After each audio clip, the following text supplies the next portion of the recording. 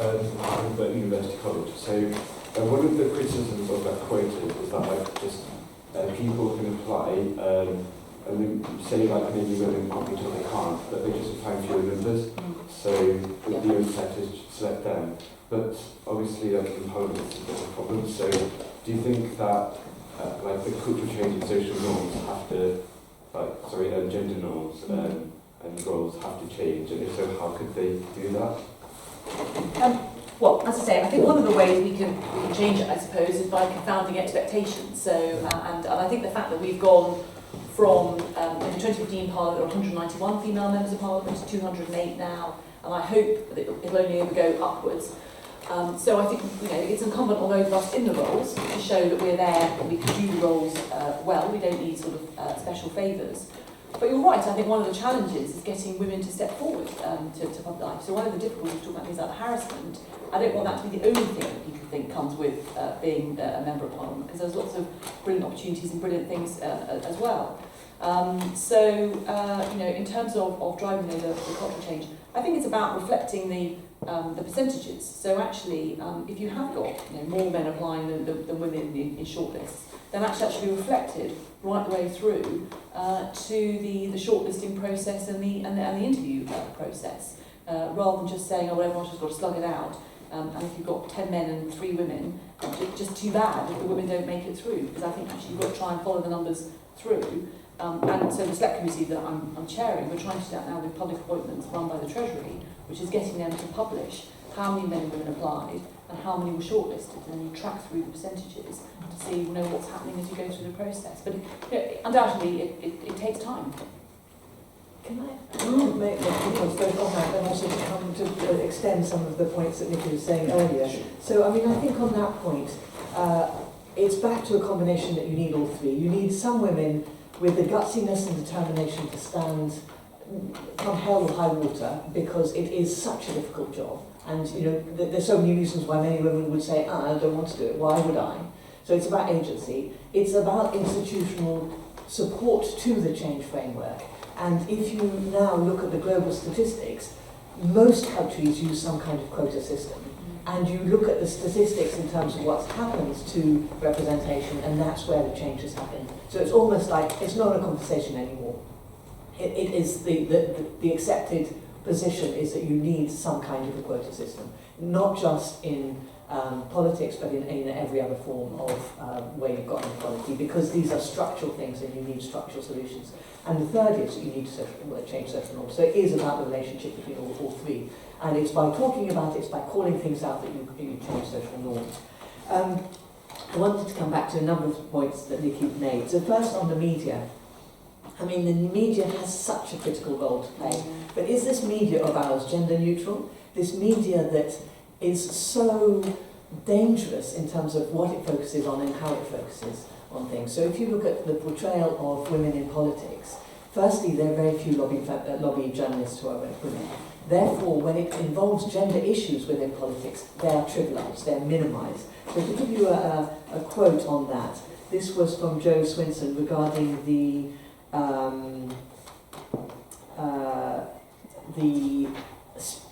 commission of by the Speaker.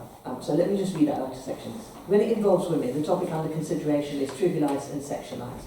43 main recommendations were made in the Good Parliament report of 2016, commissioned by the Speaker, a really important piece of research. The media zoned in on breastfeeding, which had been mentioned as a sub-point to proposal for a clear policy on maternity, paternity, adoption and care leave. As the former Minister and Liberal Democrat MP Jo Swinson commented, quote, "It's a journalistic equivalent of pinging a girl's bra strap and thinking it's hilarious. Boobs, they mentioned boobs. You can almost hear the puerile chuckles in the newsroom." So that point about if the media is exacerbating the problem, and if the media is the lens through which we see everything, then really, really we have to address and transform the media. Second point I wanted to make is, Nikki, am I right that every woman MP knows what number she is? Yes. And your number is? 321. Every single woman MP knows what number she is. None of the male MPs would know what number they are. And I think just as a kind of simple symbol of that, it's really interesting. the role of men in promoting gender equality is really interesting, because in any of these intersections, let me show a diagram. Sorry, everything went in.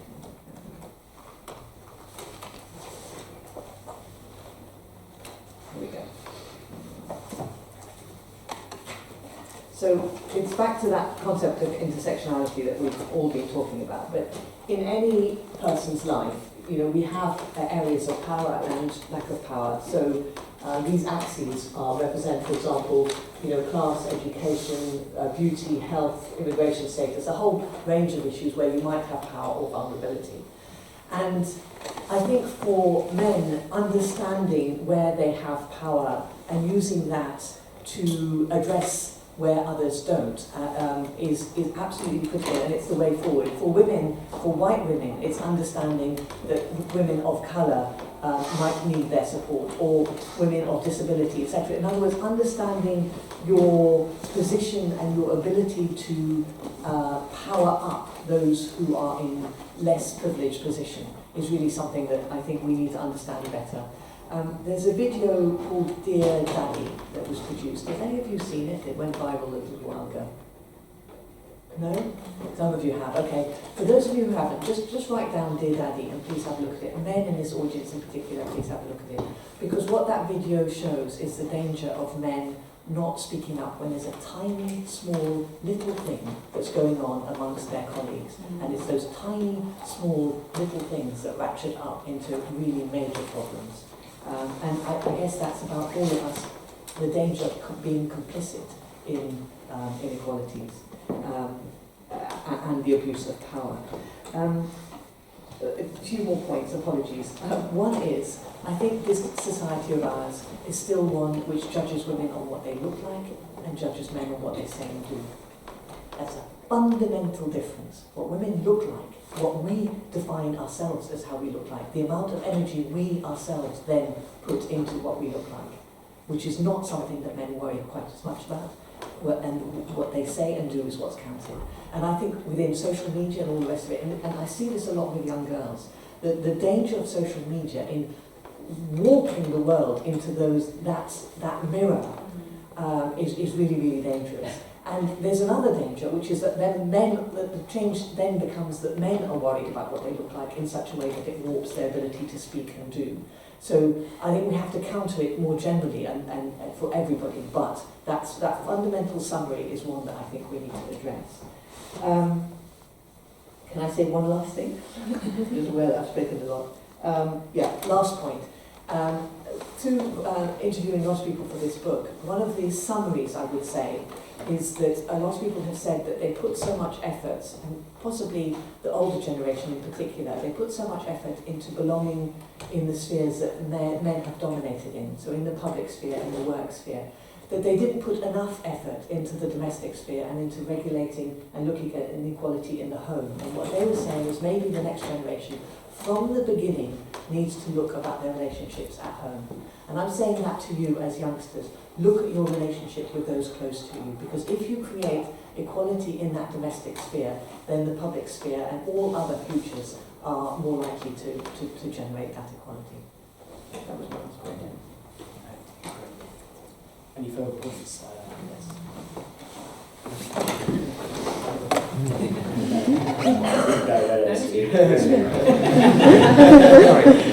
Shock there, John.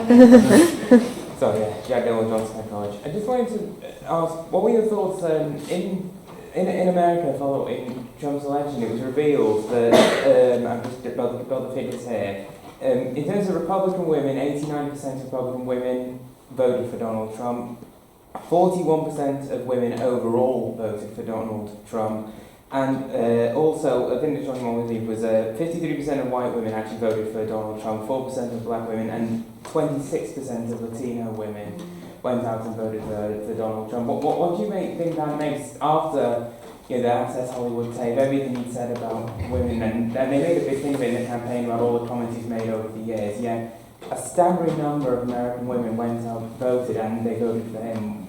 What were your thoughts about when you heard these results, and what do you imagine for maybe America and where we are today?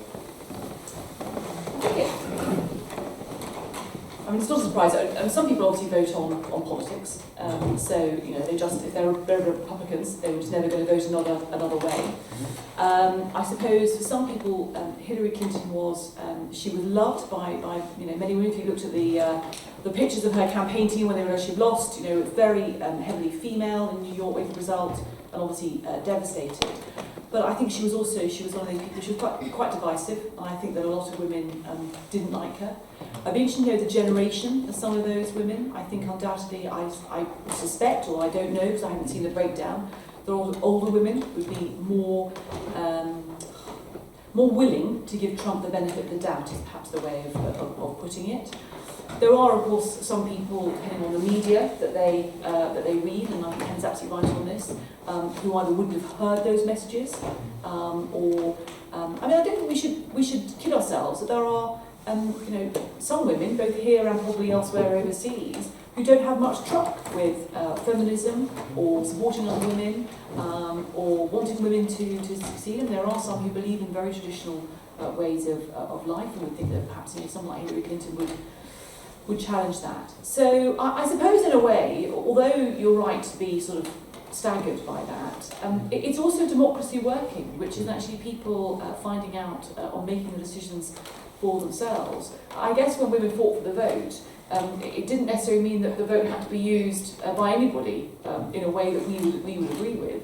The fact was they had the right to take part in elections and to vote for somebody who they presumably thought was either the best candidate or the least worst alternative.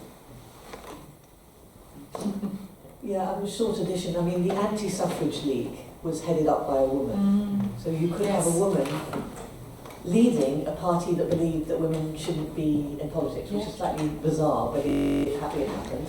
And also, I think we're all implicated. We're all implicated within our own society. So if you see, I don't think we always necessarily are self-reflective about all sorts of norms. So you see, and there is a whole history, isn't there, of wanting to believe in a single person who is charismatic, who's multi-millionaire, and then actually at times doesn't have any money. I hope I understand that, but yeah, so that there's something appealing about that perspective, I think. So you can see some people, and a lot of people buying into it. And yeah, the media's work on Hillary Clinton in terms of the negativity and the history of her work kind of explains maybe why, but it is also staggering. Any further questions? I just want to build on what was just raised about that division of work in the home, because like domestic servitude is something that obviously is covered across like all brands of political thought. So I just want to hear your thoughts about what you felt when you saw the Theresa May interview in the election, where they talked about girl jobs and boy jobs in the house, the bins, and then also how like 86% of austerity cuts in the Cameron administration fell on women. So how do you square your work in government with your feminism when things like social care have a huge funding gap? So it's really good questions, and I think again people will say things on TV sofas in the heat of the moment, and it may well be that I think everybody runs their households differently, and I think it's probably meant to be an amusing aside rather than a set. This is the list of responsibilities that I have, and this is the responsibility my husband has. I think what Helen's rightly saying is that, and we're trying to do this with childcare now, the introduction of shared parental leave, and the point is that both men and women are parents, and families look completely different shapes, different sizes, different configurations. So it shouldn't be that childcare is just a woman's issue, for example, or caring for elderly relatives. And I think that's, you talk about social care at the end of your remarks.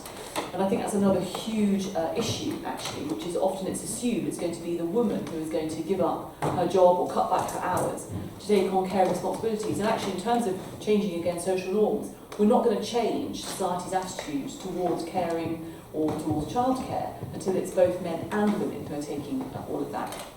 And in terms of the decisions made, I mean, look, it is arguable, as undoubtedly one of the reasons we do want on the Treasury Subcommittee to have more input from people like the Women's Budget Group is because I do want to know more, and I think there is more work the Treasury could do about the equality impact assessments. I mean, there are already some impact assessments, but I don't think they're terribly well done across government, and I think we could be better about understanding the way that decisions are taken and the impact it has.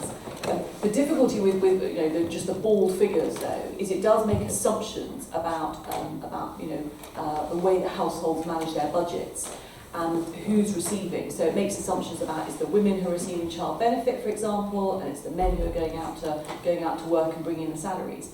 I think most people know that once you get into a household, actually it becomes a much more of a shared responsibility, which is why it's so difficult actually to break some of these things down. It doesn't mean that we shouldn't try.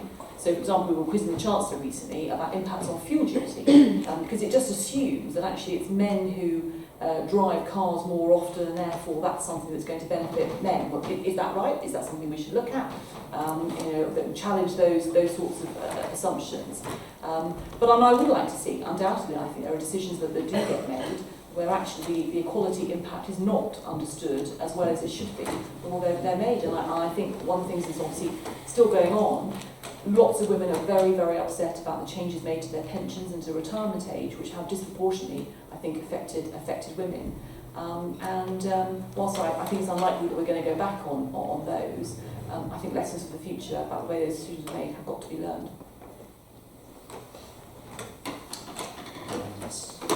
I think George Jackson University College, I think a couple of the most startling sort of statistics about from the last 100 years is that Margaret Thatcher's majorities would have been much diminished had women not had the right to vote. Neil Kinnock would have become Prime Minister in 1992 had women not had the right to vote.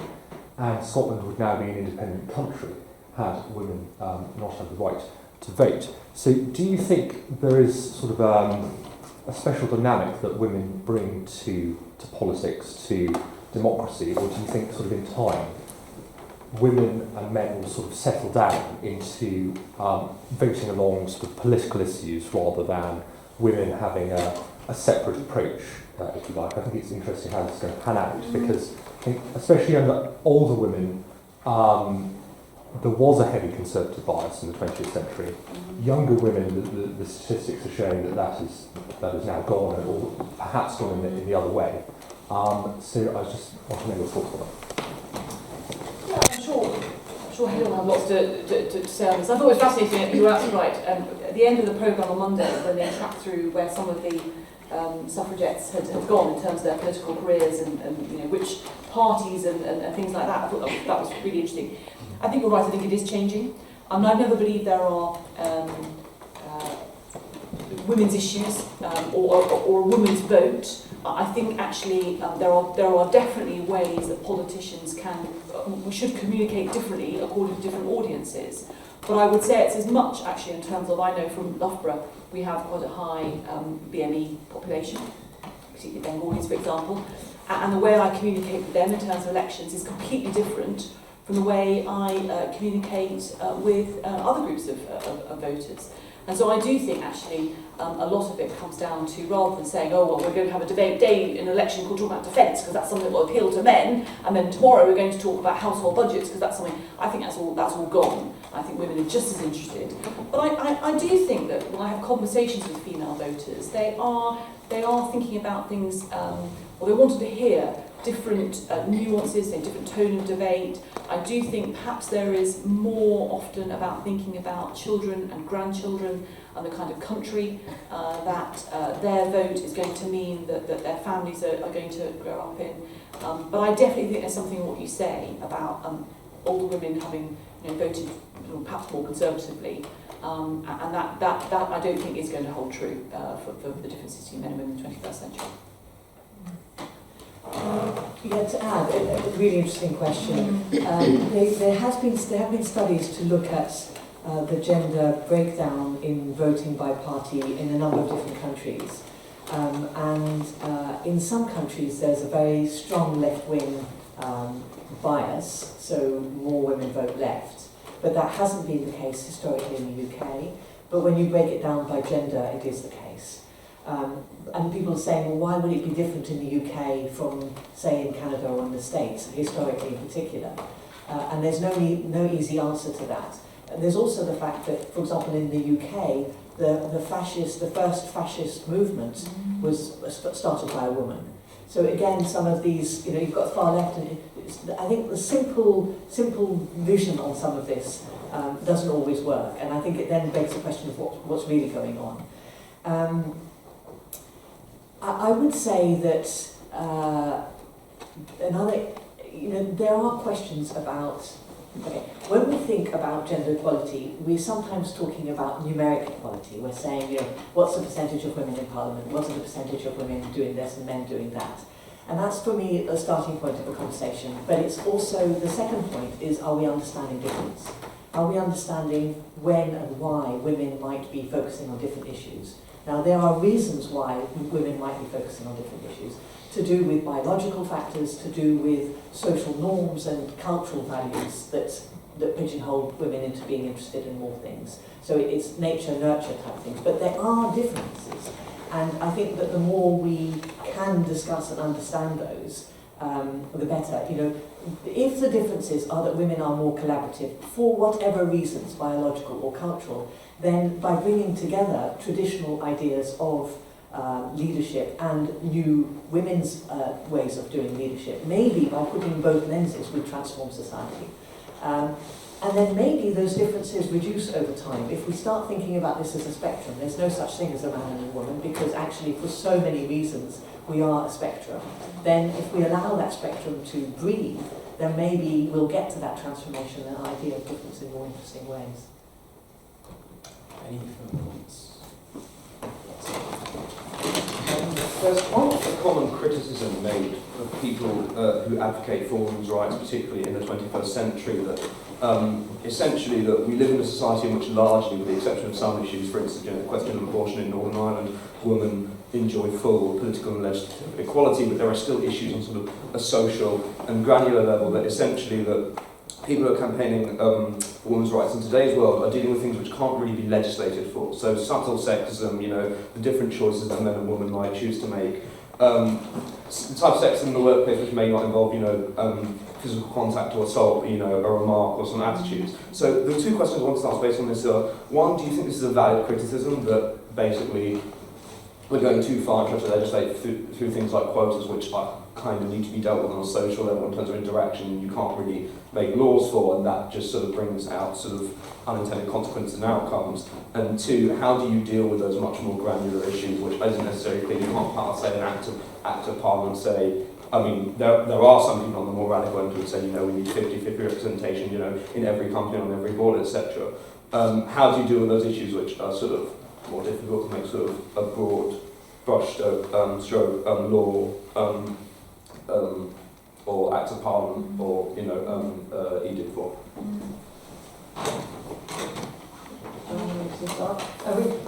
Again, really, really interesting question. I think I would come back to, again, agency, social norms, and institutional change. When is what appropriate? How do you tie this as close as possible together? Because I think the closer they are, the more effective they are. Sometimes language is really important. So, for example, with a lot of the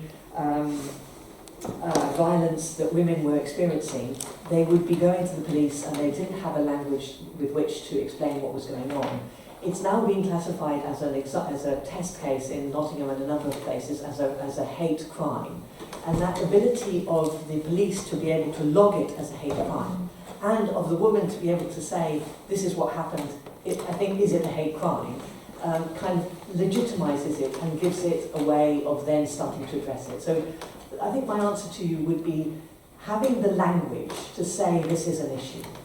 Putting the spotlight on the problem already starts to resolve it. I heard the other day from somebody saying that in their office, somebody said, don't be a Harvey. And the approach and the behaviour that was starting to happen stopped. So it's another kind of way in which language that gives us a tool to start to address things. But I do believe that we really also need to look at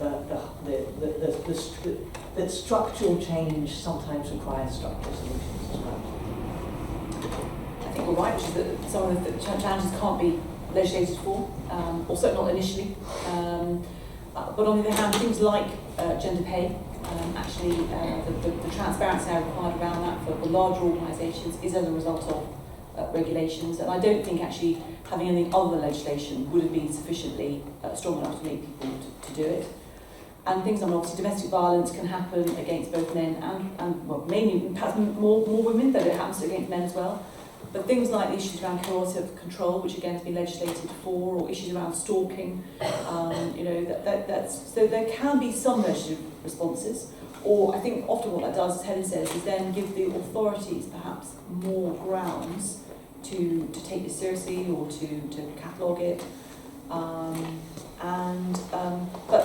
I think you're also right. There are some wider cultural changes. Some of the things I talked about, sort of the insidious sexism, unconscious biases, and everything else, which again I think it's important that the nation's legislature is talking about. It might not be about passing legislation, and that has been definitely one of the things that has changed. I think as we have more women, in the same way we have more people from different ethnic backgrounds, for example, talking about particular issues affecting their communities, their experiences, their history, actually just having these things talked about, again, shines a spotlight, and if you can again get the media and others to follow up on it, which does eventually change, so that there can then be conversations about what's appropriate in the workplace, not because somebody's legislated, but because somebody has heard that this is actually just not an appropriate thing to say or way to behave. That's probably the final question, the final question. I'll see how long we can get it takes. Lucy. Yeah, Lucy Wedgerock, University College. So building off that last question, how far do you think social media platforms are obliged to combat this without constraining free speech? I do think they have an obligation. I think there are ways of doing it, and I think the Prime Minister is saying something about this today at the G7. Things like, for example, developing tools so that you can now screen out comments if they've got certain words in them, and obviously have better reporting mechanisms, which I think that they're not great at. I think they're getting better, and I think making it very clear again, ministers, Prime Minister, legislature, making it clear that they are not just platforms, they are publishers, and therefore they've got the same responsibilities. I think YouTube has the same responsibilities should have as broadcasters in terms of content. Of course, it's international, it's harder to perhaps enforce. But I absolutely do think they have an obligation. The difficulty again, though, I have this with, obviously I get a fair amount of abuse and everything else, and people say, well, you can block, you can not be on it. Well, frankly, why should I not be on it? So I'm not going to do that. But muting the blocking, of course it stops it in some way, it stops it being in my face, but it doesn't stop people saying things that are clearly unacceptable, that need to be called out. I mean, one of the things that's good about Twitter, and I think it's getting better, is I think that people are getting better at calling these things out. So I don't have to do it, but I watch people jumping in on my behalf. People I don't know, but they are there, and that's actually a very powerful thing to see. Just Law, just from the college. I just wanted to ask about the term feminism and what you think about the term feminism. I think it's really, really interesting because when I kind of chat to friends and I say that I'm a feminist, I get the kind of classic response, which I'm sure people have heard. They say, "Oh, I'm not a feminist, but I do believe in equality." And I know that, for example, Margaret Thatcher said she was not a feminist. She owed nothing to women's lib. David Cameron, I think, was asked if he was a feminist and said it depended on how he defined feminism as to whether or not he would say he was a feminist. Theresa May said she came out in a photograph, said she was a feminist. She wore that T-shirt and it was all over the internet. Do you think that the connotations of the word feminism and the debates about feminism as a concept are detracting away from the issues regarding gender equality? Like, just what do you think? What do you think about that? Before I answer that question, can I ask for really honestly what you think? Can you put your hands up if you would define yourself as a feminist? Yeah. So quite a lot, a few not. My statement is that what feminism is about, and everybody would agree, is it's fundamentally saying there still is gender inequality and we need to do something about that. If you don't call yourself a feminist, it means you don't have the courage to actually say, I want to do something about it. You're just saying, I don't really want to engage, I don't think there's a problem. So the very first step is to call yourself a feminist, and then and get a bit of backlash, because some people don't believe in that. Some people think that the existing structure should be fine. And it's, in a way, it's there are echoes throughout the time. So back to the suffragettes, you know, that was a term that was a derogatory term developed by the Daily Mail as a way of making fun of them, and they thought, I like it, and going for it. So I strongly feel that we should be owning it. It's the least that we can do, and then doing more. It's about deeds as well, not just taking their word. And I also think fundamentally, men, you as feminists, it's really, really important that you own and feel proud of that. I think it's a fabulous question. I was asked for enough by a friend's 16-year-old daughter recently, because she's doing a GCSE drama, and they were going to explore this in the project that they were doing. And I think you're absolutely, it breaks my heart when I hear particularly women who say, you know, I'm not what I do believe. I mean, you know, I just think the answer should be yes. Unless it's somebody who has a real objection, in which case let's hear it, let's debate it, and understand what it is that people don't like about the term. But I think you're right, the term does come with some connotations. What I was explaining to this friend was that I think feminism has changed perhaps over the years, and certainly the whole women's lib movement has changed over the years, as society has changed. That's rightly so, because I think there's always new boundaries to be pushing on. But I think, I mean, surprise, surprise, the Daily Mail, of course, using it as a derogatory way, nothing changes 100 years later. I don't think we should allow, as always, language is important. I mean, Helen's absolutely right, it should be about deeds, not words, but actually language and phrases are important. And I think one of the battles is always making sure that you don't allow those who don't support you or don't support the cause to be in charge of how a particular phrase is defined. So I think if we think we're feminists, we should be out there and proud, and we should be using it, making clear what we mean by it, and I think we would get, you know, a lot of support for that. Fantastic. Well, thank you so much to Dr. Helen Pettis and Dr. Morgan. One final round of applause for